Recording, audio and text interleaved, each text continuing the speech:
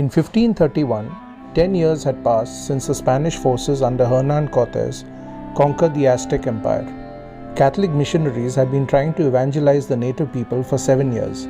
A small number like Juan Diego and his wife had accepted baptism and embraced the gospel, but they were by far the minority.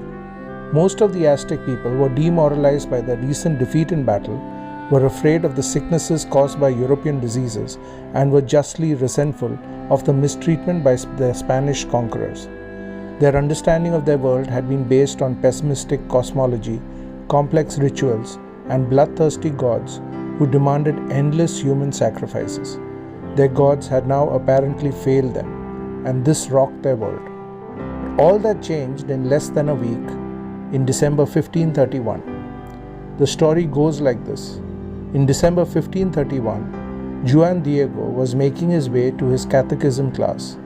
As he passed over a rather desolate and barren hill about 3 miles from Mexico City, he heard strange music which he could neither locate nor identify. Looking around, he suddenly saw a beautiful young woman, a queen or at least a princess. She addressed him tenderly, asking him where he was going. She revealed that she was the true mother of the true God and that she desired a temple or a shrine to be built on the spot in her honor, which in former times had been sacred to the goddess Teotihuacan, or the Mother of Gods. She wanted this Juan to go to the bishop and make this request. He did so, but the bishop, while not a skeptic, was a prudent man and asked for proof. Upon returning to the lady, Juan Diego asked her to send someone else, a person of higher standing, who could be more persuasive and believe. She replied that she had chosen him to be her messenger. She instructed him to go back to the bishop and make the request again. He did so the next day with the same result. The bishop still did not heed this revelation, but he was intrigued enough to order his servants to follow Juan to see if it really was a heavenly lady with whom he was conversing. These men lost track of him and returned to the bishop saying that Juan had invented the whole thing. Juan once again went back to the lady, imploring her to send someone else. She again refused and told him that the next day she would give him a sign which would convince the bishop of the truth of his story. Unfortunately, Juan spent that day caring for his uncle who was gravely ill. In fact, he was so ill that by the following morning, Juan felt compelled to fetch a priest to administer the last rites. He knew that the quickest way to do so would bring him right back to the spot where he had met the lady 3 days before. He decided therefore to go the long way around. But Our Lady interrupted his journey. She brought him back to the barren hill and told him to pick all the flowers he saw and bring these to the bishop. He collected them in his cloak or tilma, and buoyed with this sign, he made his way back to the bishop's palace. Upon gaining an audience, he unfurled his cloak to reveal the flowers. But it was not the flowers, unexpected as they were, that drew Franciscan's attention. Rather, it was the image of the lady herself that now appeared on his garment, marking the spot where the flowers had been. According to the Latin account of this event, the whole painting had been done in an instant, in the blink of an eye. That miraculously imprinted image now resides in the basilica and has been there for almost 500 years.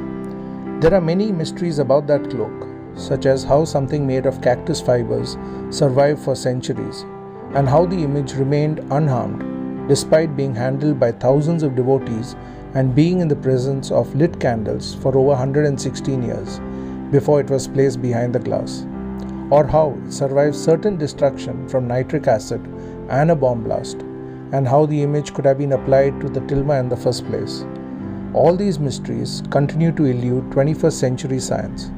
But what was it in that 16th century Aztecs that saw in that image that touched their souls so profoundly that 9 million of them became Catholics in just 6 years? Firstly, the Aztecs' writing system was not based on a phonetic alphabet but on pictograms.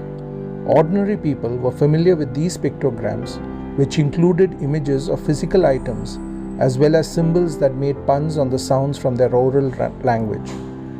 The image of Our Lady of Guadalupe, which the Spaniards recognized as a Christian icon, is a treasure trove of pictograms which were easy for the Aztecs to decipher. I'll now explain the beauty of the image in detail and the reason it could not have been man-made, but was truly a miracle and a message from God through a mother for all the people of Mexico.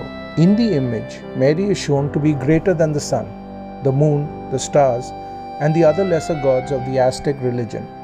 That is, in the image, she blots out the sun, she stands on the moon, she carries the stars on her cloak, and she is held up by an angel.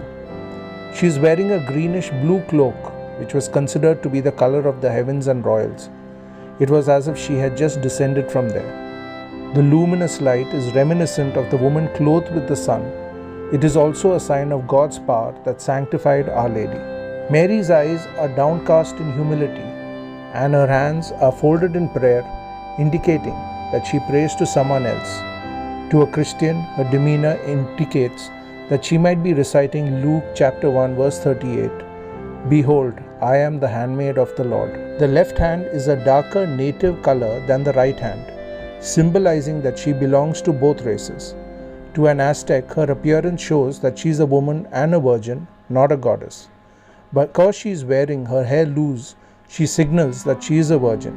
On the other hand, the bow at her waist is a sign that she is a pregnant woman, and a kind of flower which indicated perfection is located precisely over her womb. Mary's skin indicates that she is neither Spaniard nor an Aztec. Instead, she is a mestizo, a woman of both races. In the Aztec culture, people wore symbols of gods around their neck. The brooch at Mary's neck had only one symbol, the cross. Put all those pictograms together and what do you get? Behold, a mere woman who is greater than all of your gods. This humble woman is a virgin, yet she is also the mother of God. She is not a Spaniard or an Aztec, but she is a Spaniard and an Aztec. This mother loves you as if you were her own child, so much so that she came down from heaven to ask for a church to be built so that you can worship her Son, the Son of God, who died on a cross for you. In addition to the above, there have been many studies using technology available today which prove that the image could not have been man-made. Firstly, ophthalmologic studies made on the eyes of Mary detected that when the eye is exposed to light, the retina contracts, and when the light is withdrawn, it returns to a dilated state, just as happens with a living eye.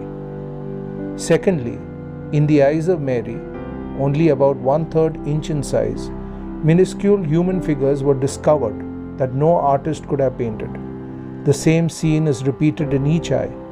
Using digital technology, the images in the eyes were enlarged many times, revealing that each eye reflected the figure of the Indian Juan Diego opening his tilma in front of Bishop Zumaraga. Do you know the size of the scene? 1/4 of a millimeter, that is 1/100th of an inch. Thirdly, the temperature of Juan Diego's tilma, made of a material that comes from the fibers of the maguey cactus, maintains a constant temperature of 98.6 degrees, the same as that of a living human body. Fourthly, one of the doctors who analyzed the tilma placed his stethoscope below the black band at Mary's waist and heard rhythmic beats at 115 pulses per minute, the same as that of a baby in the maternal womb. Fifthly, no sign of paint has been discovered on the tilma. From a distance of 3 to 4 inches from the image, one can only see the maguey cactus fibers of the material. The colors disappear. Scientific studies have not been able to discover the origin of the coloration, nor the way the image was painted. They cannot detect vestiges of brushstrokes or any other known painting technique. NASA scientists confirm that the paint material does not belong to any known element on Earth. When the material was examined under a laser ray, it was shown that there is no coloration on the front or the back of the cloth, and that the colors hover at a distance of 3/10 of a millimeter, that is 1/100th of an inch, over the cloth without touching it. The colors actually float above the surface of the tilma. The rough material of the tilma has a lifespan of no more than 20 to 30 years. Several centuries ago, a replica of the image was painted on an identical piece of maguey cloth, and it disintegrated after several decades. Nonetheless, during the almost 500 years of the miracle, the cloth with the image of Mary remains as strong as it was on the first day. Science cannot explain why the material has not disintegrated. In the year 1791, muriatic acid accidentally spilled on the upper right side of the tilma. During the period of 30 days without any special treatment, the affected fabric reconstituted itself miraculously. The stars that appear on the mantle of Mary reflect the exact configuration and positions that could be seen in the sky of Mexico on the day the miracle happened. On the right side of the Virgin's mantle, the southern constellations are indicated. At the top are 4 stars that form part of the Orpheus constellation. Below it to the left, one finds Libra, and to its right, at what seems an arrow point, is the beginning of Scorpio. In the middle are constellations of Lupus, and to its left, an endpoint of Hydra. Further down, one can clearly see the Southern Cross above it, appears slightly inclined square of the Centaurus constellation. Left side of the Virgin's mantle, one sees the northern constellations. At her shoulder, a fragment of the stars of the Herdsman's constellation. Below it and to the left is the Great Bear, to its right is Bernice's Hare, below it Hunting Dogs, and to its left the Thuban, which is the brightest star of the Draco constellation.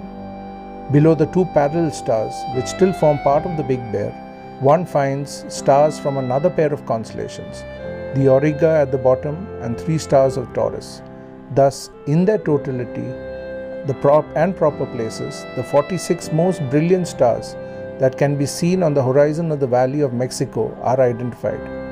Only 15 of the known 89 constellations appear on her mantle, because those 15 were the ones visible in the night sky over Mexico that night. The Guadalupe event occurred on the very same day that Halley's Comet was visible on the horizon over Mexico. Why should we be surprised that a shooting star would announce the birth of a new civilization? The birth of Mary's child was also heralded by a miraculous star in the night sky. Perhaps the most astonishing revelation of Dr. Hernandez's study was that the constellations that appear on Our Lady of Guadalupe's mantle are actually inverted. That is, north should be south and vice versa.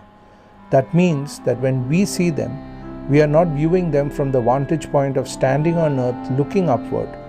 We are viewing them from above, as if God Himself were hovering above His blessed creation and looking down on us through the eyes of His mother. Our Lady of Guadalupe is one of the most visited shrines in the world. The miracles that have been witnessed and documented are many. The reason is for all of us to see. God didn't send Mother Mary just for the Aztecs, but for all of the world, and left for us an image that would serve as a beacon of God's love for generations.